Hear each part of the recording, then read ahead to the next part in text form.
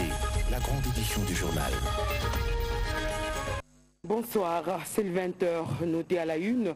Cette nouvelle qui est tombée aux premières heures de la journée, l'Union nationale de la presse du Congo a un nouveau comité directeur.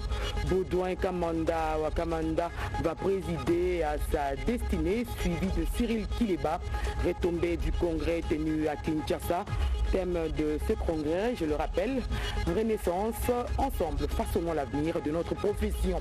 Et on retient aussi des actions d'intérêt communautaire qui s'ajoutent sur la longue liste des œuvres du service national. Des écoles de la commune de Yolo, dans la capitale congolaise, ont reçu un lot important de bons fabriqués par d'anciens jeunes civiques d'Ikuluna, transformés en bâtisseurs de la nation, sous la direction du général Kassongo Kabwik. Voilà pour l'essentiel. Et donc nous ouvrons ce journal avec ces nouvelles de la présidence de la République, d'importantes questions de diplomatie au cœur des échanges entre le chef de l'État congolais Félix Tshisekedi et les ambassadeurs d'Égypte et des États-Unis d'Amérique accrédités en République démocratique du Congo. Un reportage de Fanny Kikoufi et des champions d'Angui. Porteur du message des salutations du président Abdel Fattah al-Sisi, l'ambassadeur Echam El Mekwad de la République arabe d'Égypte a remis l'invitation de son président à son homologue et frère congolais Félix Antoine Tshisekedi Tshilombo pour une visite au pays des pyramides dans le prochain mois. L'objectif principal, c'était de transmettre les salutations du président al-Sisi et il y avait une invitation pour Monsieur le Président de visiter l'Égypte dans les mois à venir. Il reste à voir juste à se mettre d'accord sur les dates précises de cette visite, mais sans aucun doute, c'est un pays frère, donc et il y a une relation fraternelle entre nos deux présidents. L'Égypte soutient l'intégrité et la souveraineté de la République démocratique du Congo, a laissé entendre l'émissaire du président al-Sisi à la question sécuritaire à l'est du pays.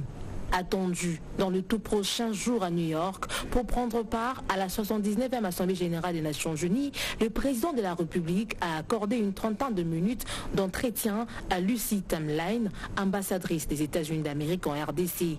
Le chef de l'État congolais est revenu sur son agenda au pays de l'oncle Sam au cours de cet échange. On s'est entretenu par rapport à la visite du chef de l'État et sa délégation à New York pour l'Assemblée générale. C'était une réunion de plus haut niveau. Donc on a fait le point par rapport aux activités qui sont programmées et aussi pour renouveler l'entrée des États-Unis, d'avoir des échanges fructueux lors de son séjour aux États-Unis. Privilégiant une diplomatie agissante, la République démocratique du Congo entretient depuis quelques années d'excellentes relations avec plusieurs pays frères. L'Égypte et les États-Unis en font partie. On reste à la cité de l'Union africaine où le chef de l'État s'est penché sur le conflit qui oppose les Teke et les Yaka, couplés au mouvement terroriste Mobondo. C'était au cours de l'audience accordée à Marco Bangouli, notable Tekewumbu. Fanny Kikoufi. La sombre période de l'histoire de peuple de la partie sud-ouest de la RDC, marquée par les violents affrontements entre Teke et Yaka depuis 2022, préoccupe encore les garants de la nation qui ne jurent que par l'instauration d'une paix durable. Une paix qui passera aussi par un dialogue franc et sincère, comme l'a recommandé le président de la République à M. Marco Bangouli, un des notables de ce coin du pays. Il m'a confié une mission. J'ai la charge de m'occuper, explorer les pistes de solutions pour le problème que vous connaissez tous au plateau de Bateke, le problème qui oppose le Teke et les Yaka, auquel se sont impliqués les Mobondo. Ce problème dérange énormément le président de la République. Vous savez que le plateau de Bateke est aux portes de la ville de Kinshasa, la capitale. Il nous faut absolument mettre fin à ce désordre. Alors je vais me rapprocher des miens, à ma qualité de leader Tekewumbu, Je vais aussi approcher nos frères Yaka. Une mission ambitieuse lui a été confiée. Ce leader, Teke Umbu, devra consulter les partis opposés pour dégager les pistes de solutions concertées à ce conflit qui a causé plusieurs morts et d'importants dégâts matériels. Et la plénière de ce vendredi au Sénat a adopté en seconde lecture le projet de loi portant autorisation de la prorogation de l'état de siège en Ituri et au Nord Kivu pour une période de 15 jours. Janine Kalinga, Gilompiana, reportage. Adopté par le Conseil des ministres du 12 septembre 2024, l'économie du projet de loi portant autorisation de la prorogation de l'état des sièges sur une partie du territoire de la République démocratique du Congo a été présenté aux sénateurs au cours de la plénière de ce vendredi 20 septembre 2024 par le ministre d'État, ministre de la Justice et garde des Sceaux, Constant Moutamba, qui a expliqué que l'objectif de son instauration n'ayant pas totalement été atteint, à ce jour il est nécessaire de proroger ce régime d'exception. L'honorable rapporteur Nefertiti Goudianza a lu la correspondance du président de la République du 14 septembre 2024 sollicitant l'autorisation de la prorogation de l'état des sièges dans les provinces de l'Ituri et du Nord Kivu. Après débat et délibération à la Chambre haute du Parlement, sous la conduite du président de cette Chambre, Jean-Michel Samalukonde Kyenge, ce projet de loi a été adopté dans le même terme qu'à la Chambre basse du Parlement. Sur 109 membres qui composent le Sénat, 74 membres ont pris part au vote, 69 ont voté oui, 2 membres ont voté non, 3 membres ont voté abstention. En conséquence, le Sénat vote le projet de loi portant autorisation de la prorogation de l'état de siège sur une partie du territoire de la République démocratique du Congo. Ce projet de loi sera transmis au président de la République pour promulgation. Bien avant l'examen de cette loi, Jean-Michel Samalukonde avait soumis aux sénateurs le point relatif à l'adoption de l'ordre du jour, l'adoption du PV de la plénière précédente, celle de la séance d'ouverture de la session parlementaire. Puis il a été question de l'appel à la mise en place des groupes provinciaux, des groupes politiques et des commissions permanentes au sein du Sénat pour cette nouvelle législature. Le bureau a accordé 72 jours aux sénateurs pour leur constitution et la transmission de leur choix, après quoi chaque groupe aura 10 jours pour présenter au bureau son règlement intérieur. Et la relance des ports de Matadi et Goma, une priorité pour la première ministre. Judith Souminois, en visite sur place, l'a dit aux syndicalistes de l'ex-ONATRA. La chef du gouvernement a également salué le modèle économique appliqué sur le port privé MGT. Jimmy Magogo et Djokoukou, reportage.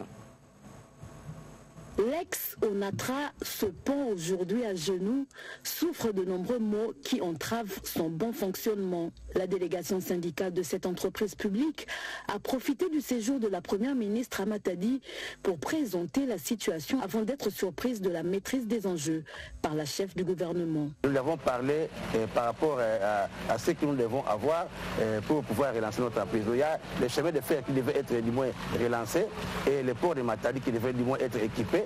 Et si on nous donnait des moyens par rapport à notre créance, d'une façon ou d'une autre, on pouvait du moins relancer l'entreprise.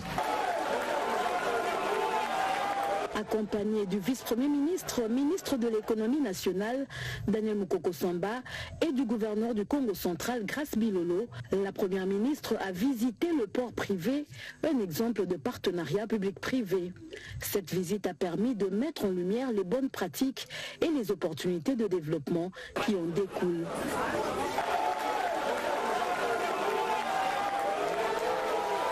En quittant le port MGT, un moment fort a marqué la fin de sa visite. La première ministre a stoppé son cortège pour communier avec les habitants de Matadi. Ce geste a permis d'échanger des sourires, des poignées de main et des mots d'encouragement. Judith Souminois Toulouka a su créer un attachement, témoignant ainsi de son engagement à trouver des solutions aux problèmes du peuple congolais à travers le programme d'action du gouvernement. Et vous avez certainement remarqué que les magasins des expatriés ont rouvert leurs portes au bout de 10 jours de grève. Employeurs et banques syndicales sont tombés d'accord sur le respect de l'horaire de travail et le paiement des salaires au taux du jour. Des solutions reprises dans l'acte d'engagement signé entre les deux parties. Joséphine Lyondo, Fifi Mukundi. Après plus d'une semaine de grève, les travailleurs du secteur de commerce tenus par les Chinois, Libanais et Indo-Pakistanais ont accepté de reprendre le travail. Ce matin, jeudi 19 septembre 2024, les portes des magasins sont à nouveau ouvertes. Cette décision intervient après l'engagement de l'employeur d'améliorer certaines conditions de travail sur proposition de l'inspecteur général du travail, Jean-Paul Mboma, une solution palliative en attendant la tripartite gouvernement, employeur et banque syndicale. Cet acte d'engagement contient qu'on doit réajuster les problèmes de transport, réajuster les salaires de base et respecter l'horaire du travail. Les inspecteurs seront sur terrain pour voir ceux qui vont respecter cet acte d'engagement à la fin du mois. Toutefois, les travailleurs suggèrent l'implication personnelle du président de la corporation des employeurs.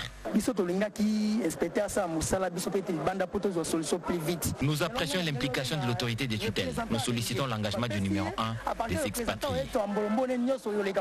Par contre, cette reprise des activités est saluée par l'employeur. Nous sommes contents de voir l'inspecteur général qui nous a départagés. La relance des activités dans ces maisons situées en pleine ville de Kinshasa s'est déroulée sous l'œil vigilant de la police. Question de dissuader les fauteurs de troubles qui rôdent tout autour. Et vous savez que la réforme de la justice nécessite la participation de tous, surtout des magistrats eux-mêmes. C'est dans cette perspective que le ministre d'État, ministre de la Justice, a été reçu par le Conseil supérieur de la magistrature, Edith Chala. L'état actuel de la justice congolaise inquiète tout le monde. Du président de la République, en passant par le Conseil supérieur de la magistrature, jusqu'au peuple au nom duquel la justice est rendue, le constat est le même. Les états généraux s'imposent pour un diagnostic et une thérapeutique appropriée. Le ministre d'État, ministre de la Justice, Constant Moutamba, a été voir le président du Conseil supérieur de la magistrature, Dieudonné Kamuleta, pour harmoniser les termes de référence de l'organisation de ces assises des états généraux de la justice. Nous nous sommes donc accordés qu'il est plus qu'urgent que nous puissions effectivement réformer, apporter des réformes courageuses, des réformes audacieuses dans notre système judiciaire et bien d'autres textes qui seront certainement proposés dans cette commission. L'objectif pour nous, c'est que dans les 2 semaines qui suivent, nous puissions les soumettre au Conseil des ministres afin que nous les transmettions en tant que projet de loi au niveau du Parlement. C'est une nouvelle dynamique qui pourrait peut-être changer positivement les choses. Délégué Ferrenda. Enjeux et défis de la décentralisation en RDC 15 ans après, c'est donc le thème de l'échange entre élus provinciaux, sénateurs, autres autorités et partenaires concernés. Dada Chabani. Dans un État fragile comme la RDC, la décentralisation est la clé du développement, car le développement des entités territoriales décentralisées booste le développement de toutes les provinces du pays.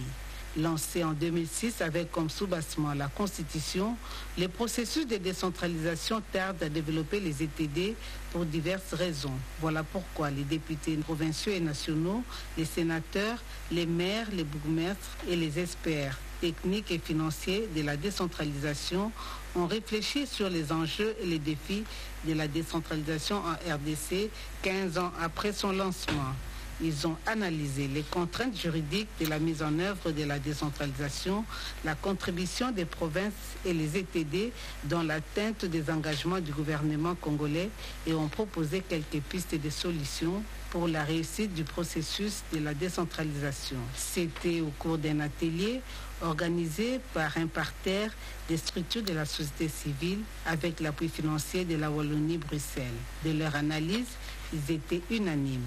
La faible rétrocession des recettes à caractère national allouées aux provinces, la non-application de la caisse des péréquations, les manques de transfert des compétences humaines et financières aux entités territoriales décentralisées pour favoriser les initiatives locales à impact visible sur le bien-être de la population locale, ainsi que les crises institutionnelles récurrentes. Comme piste de solution pour la réussite de la décentralisation, ils ont suggéré la stricte application des lois sur la décentralisation et des finances publiques, l'autonomisation des gestions financières des ETD, la collaboration du gouvernement de la République et provinciale pour capitaliser les acquis de la décentralisation.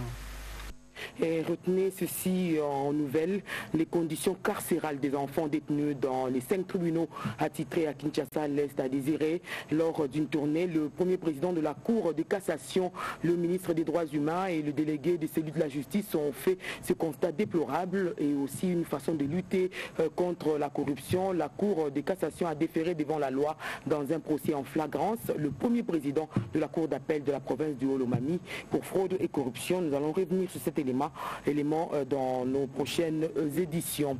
Et il poursuit ses visites d'inspection des infrastructures aéroportuaires. Trifon Kinkemulumba, PCA, président du conseil d'administration de la régie des voies aériennes, s'est rendu à Goma. La piste d'atterrissage et les installations de l'aéroport ont été passées au peigne fin. Anita Luamba. Dans son itinérance, Trifon Kinkemulumba, président du conseil d'administration de la régie des voies aériennes, a amorcé une série de visites d'inspection des infrastructures aéroportuaires dans quelques villes des différentes provinces. Pour cette première étape, le président du conseil d'administration, accompagné de quelques membres du conseil, du directeur général et des experts, ont visité les installations de l'aéroport international de Goma. Sur place, le président du conseil d'administration de la RVA a reçu des explications du commandant de l'aéroport, Delphin Moussola. En passant par les postes de livraison de bagages au départ d'arrivée, la piste de l'aéroport, puis la salle d'attente pour les vols internationaux, Trifon Kinkemulumba est satisfait des avancées significatives. Toutefois, plusieurs aménagements sont en cours et des innovations restent encore à faire. Des bonnes nouvelles, quelque part. On a refait les infrastructures au niveau de l'accueil. Quand vous voyez au niveau de la piste, au niveau du tarmac, il y a encore des problèmes. Au niveau du conseil d'administration, les décisions ont été prises. Nous devons encore payer quelques 300 000 $, mais qui existent. Parce qu'avec l'arrivée des pluies, la piste risque d'avoir encore des problèmes. Pour le PCA de la RVA, la ville de Goma est reconnue pour son hospitalité légendaire, mais l'insécurité demeure un grand fléau qui affecte également le secteur aérien.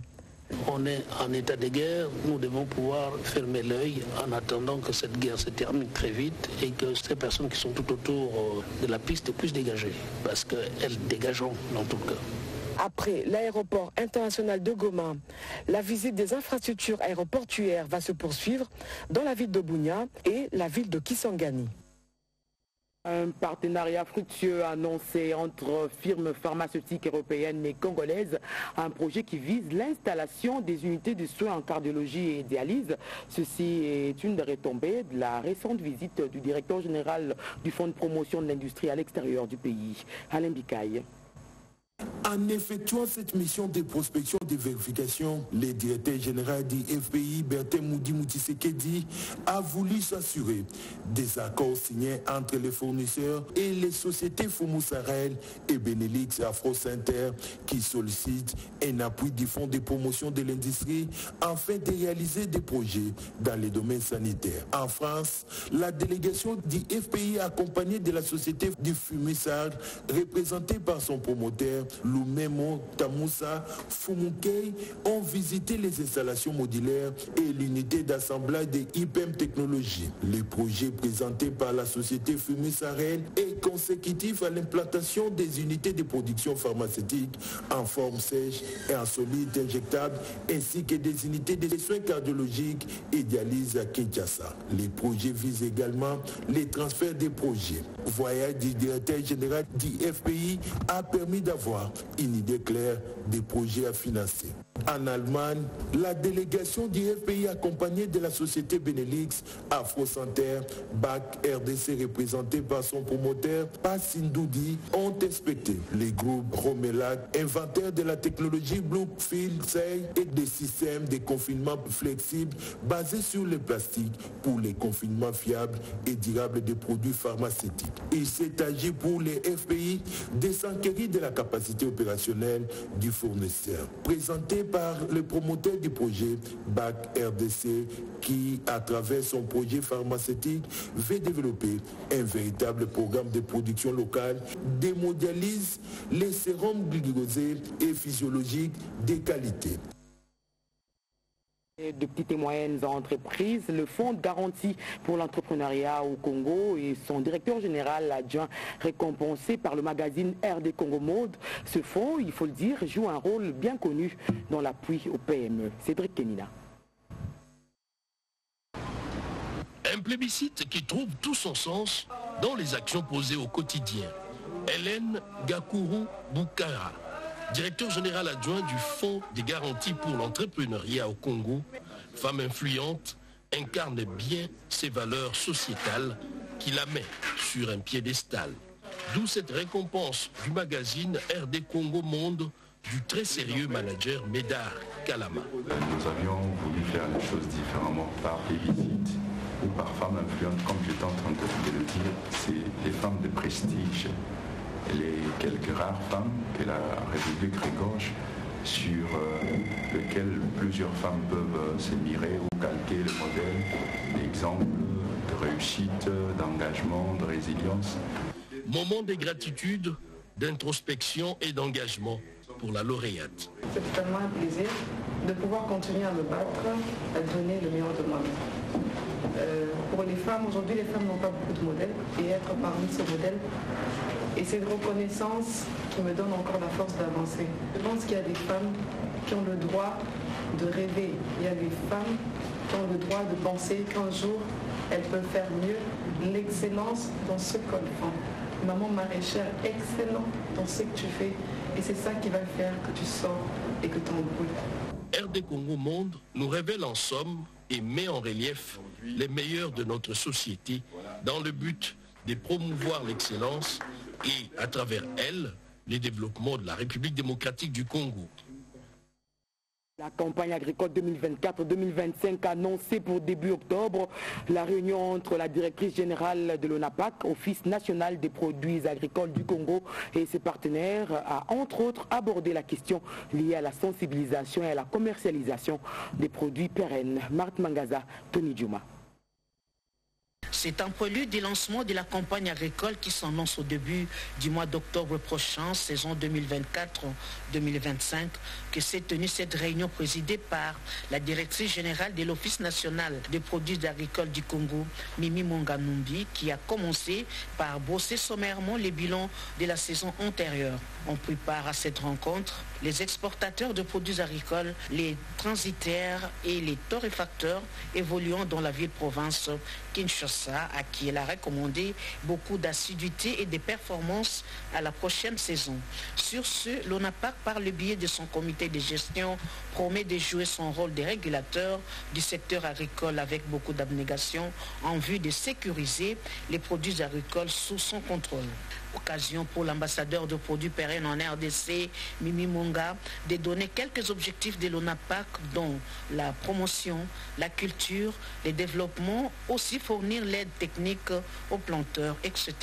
La rencontre avec les planteurs et autres opérateurs agricoles a aussi été marquée par la notification des points focaux, un projet Germont pépinière. D'une entreprise à une autre, Jean Muntouabou, c'est le nouveau président du conseil d'administration des plantations et huileries du Congo. Il a officiellement été présenté au cours d'une réunion du conseil d'administration. Yvette Mankoutima, Junior Bonyoma. Les comités de gestion de la société Plantation des Huileries du Congo PHC affichent complet. C'est l'exemple parfait d'un partenariat public-privé qui porte des fruits. Le bel élan de la production d'huile de palme et huile palmiste par les plantations et huileries du Congo entamées grâce au leadership de sa directrice générale, Monique Giskins, sera à coup sûr boosté par la nomination du nouveau président du conseil d'administration. Jean Montouabou, l'OABEA, nouveau PCA des PHC, n'a pas tardé à rejoindre les comités de gestion en réunion du conseil d'administration en présence de l'actionnaire majoritaire Kouramo Capital Management, représenté par son président Wale Adonsoum.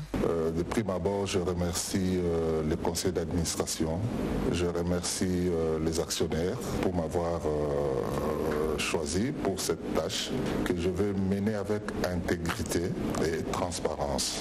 Nous sommes partis pour vraiment développer PHC et consolider son positionnement comme leader sur le marché congolais. Nous avons également des ambitions pour pouvoir continuer à déployer des actions fortes au sein des communautés, également continuer les actions sociales pour assurer le bien-être des communautés, également le bien-être de nos employés. Les PHC demeurent les piliers de l'économie nationale et les plus grands employeurs privés en RDC, avec plus de 10 000 employés sous contrat direct.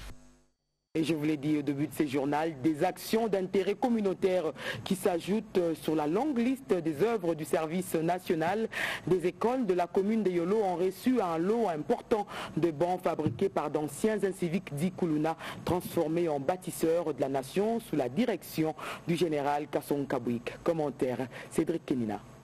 Une caravane du service national qui emprunte les avenues de la commune de Kalamou chargée des bancs pépites. 200 bancs au total pour les écoles primaires 1 et 2 Yolo Nord. Une réponse instantanée des bâtisseurs aux instructions du chef de l'État Félix-Antoine Tshisekedi lors de son dernier passage dans ces écoles. Voilà aujourd'hui, son Excellence vient de matérialiser sa promesse en dotant un lot important en banc par les billets du général Jean-Pierre Kassongo Kabouik, commandant des services nationaux. Cette action du chef de l'État marque la volonté ferme à redynamiser la gratuité de l'enseignement au niveau primaire. Ces gestes est une expression prononcée, la philosophie de gestion du chef de l'État qui met l'homme au centre de toute action. Philosophie portée et intériorisée par le général-major Jean-Pierre Kassongo Kabouik. Nous sommes là pour donner les bancs à cette école. Il y a 2 écoles ici, EP1 et EP2, Yolo Nord, pour donner les bancs selon les instructions du chef de l'État et commandant suprême. Et voilà, les bancs ont été remis ce jour. Les enfants qui étudient en ville ou qui étudient dans les bonnes conditions, les résultats qu'ils donnent, ce n'est pas pour autant dire qu'ils sont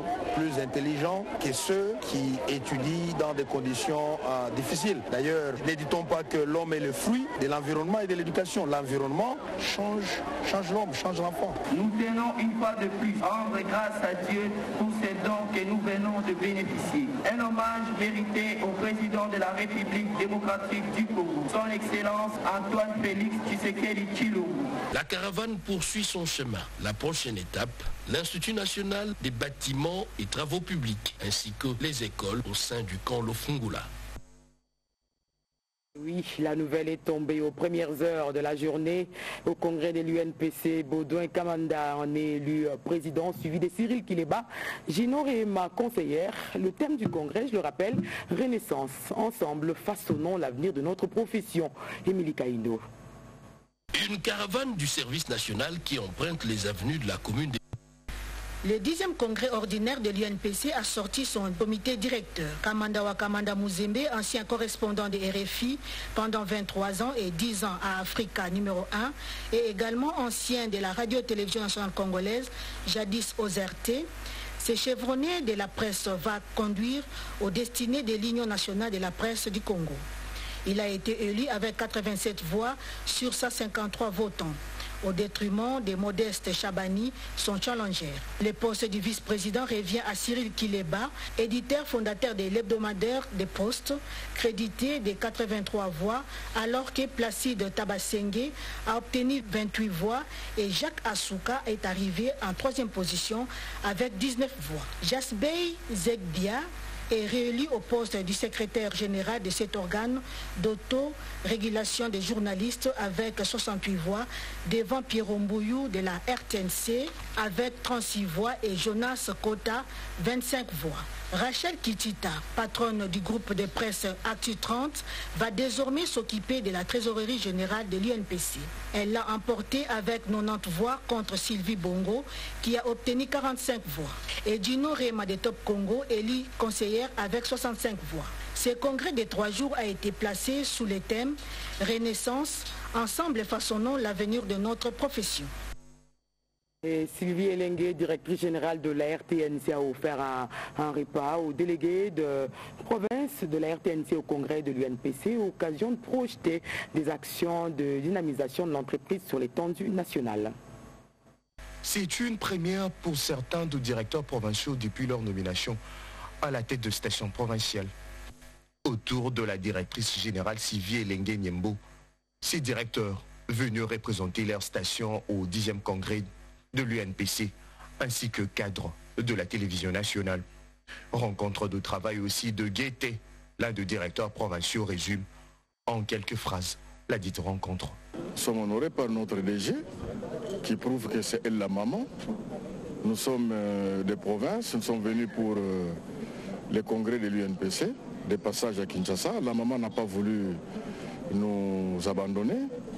Et voilà pourquoi il a organisé cette circonstance à notre honneur. Et vraiment, nous ne pouvons que la remercier. Et c'est pour nous encore une manière de nous stimuler à travailler mieux pour aussi lui rendre l'ascenseur. Depuis son avènement à la tête de la télévision nationale, la directrice générale Sylvie Elengue Niembo a mis le cap vers la modernisation de ces grands médias, aussi l'amélioration de conditions de travail. Et la société minière de Kilomoto renaît de ses cendres après 34 ans depuis l'arrivée de Pistis Bonongo à la tête de cette entreprise, un des membres de l'UDPS. Le parti salue ses efforts. Alain Bikaï. Il était président des dernières entités des organes statutaires de l'UDPS. Ni le temps ni l'espace ne lui accordaient les crédits. Nommé directeur général de Sokimon, une entreprise agonisante, c'est pas morte. Pistis Bonongo Tokole, armé du courage et des valeurs prônées par les partis d'Étienne Tshisekedi, est en passe de relever les défis. Tous les signaux sont au vert pour une relance effective de cette entreprise aurifère. Une année après, la centrale de Boudana à Nitouré a repris et les premiers lingots d'or est déjà produits. D'énormes réalisations qui étonnent et rassurent sur la compétence au sein du parti cher à Félix Antoine Tshisekedi. Sous la direction du secrétariat général, les présidents des 4 fédérations de l'UDPS Kinshasa, dont il est l'émanation, ont tenu à saluer ces réussites d'un digne fils. Fier de cette relance d'un des fleurons de l'économie congolaise, il sollicite le soutien et l'accompagnement des autorités du pays pour un aboutissement heureux des démarches entreprises par Pistis Bonongo Tokole. Pistis Bonongo Tokole ne cesse de surprendre ses détracteurs par sa gestion orthodoxe. Plusieurs défis ont été relevés avec la détermination qu'il anime malgré la situation alarmante qu'il a héritée à la Sokimo. Avec du sang vif, un esprit créatif et plein d'innovation, le travail est actuellement visible aujourd'hui. Un cas d'école et un sanglant démenti pour ceux qui pensaient que l'UDPS est tout seulement celle des vieilles générations. Et on fait le point sur l'évolution de l'épidémie monkeypox en RDC et dans le monde. Ça se passe à Lubumbashi durant 3 jours. Une initiative du Carrefour international d'anesthésie, réanimation et des urgences CIARU. Commentaire à Rodé Panda. La couverture santé universelle, fondement de l'accès de la population à des soins de santé de qualité. Sous le thème couverture santé universelle, quid de son évolution et quel rôle des ministères de la Santé et de l'enseignement supérieur et universitaire dans son expansion, le Carrefour international d'anesthésie, réanimation et des urgences, CIARU, en collaboration avec la faculté de médecine de l'université de Lubumbashi, les intelligences de plusieurs médecins et experts venus de différents horizons du pays et de l'étranger réunis dans la salle de Pullman Hotel Caravia de Lubumbashi au Katanga sont en train de réfléchir durant 3 jours sur la question et les réponses idoines à y apporter. À l'ouverture, le professeur Ekwalanga, premier intervenant, s'est apaisanti sur les mpox dans le monde et en RDC, puis relayé par d'autres orateurs. Cette 3e édition, il faut le dire, met en exergue un projet ambitieux pour la santé des Congolais, souligne le directeur général de cette structure Siaru, le docteur Mabala Kipulu Foreman. Nous faisons un bilan en mi-parcours pour donner de la matière aux excellences ministres de la Santé et de l'ESU, afin que, et à leur tour, puissent essayer d'étendre ces résolutions sur le plan national. Le professeur Gilbert Kishiba, recteur de l'université de Lubumbashi, livre sa lecture sur cette initiative de qualité. Il faut saluer l'organisation de cette rencontre à hauteur des défis de la médecine actuellement et de la santé pour que la médecine puise évidemment dans la recherche, dans les universités, les solutions adéquates. Après les travaux en panel, première journée s'est achevée par la visite des stands d'exposition des produits pharmaceutiques et alimentaires pour une découverte. Cette édition d'information est terminée. Je vous en rappelle 2 titres. Donc, la nouvelle est tombée aux premières heures de la journée. L'Union nationale de la presse du Congo a un nouveau comité directeur. Baudouin Kamanda va présider à sa destinée, suivi de Cyril Kiliba, retombé du congrès tenu à Kinshasa autour du thème Renaissance, ensemble façonnons l'avenir de notre profession. Et on retient aussi des actions d'intérêt communautaire qui s'ajoutent sur la longue liste des œuvres du service national. Des écoles de la commune de Yolo dans la capitale congolaise ont reçu sur instruction du chef de l'État un lot important de bons fabriqués par d'anciens inciviques d'Ikuluna transformés en bâtisseurs de la nation sous la direction du général Kassongo Kabwik. Voilà qui boucle complètement ce journal réalisé par Simon Kankolongo, supervisé par Suzy Ngoï. Madame, Messieurs, je vous retrouve demain. Bonne suite de programme sur la RTNC. Bonsoir chez vous.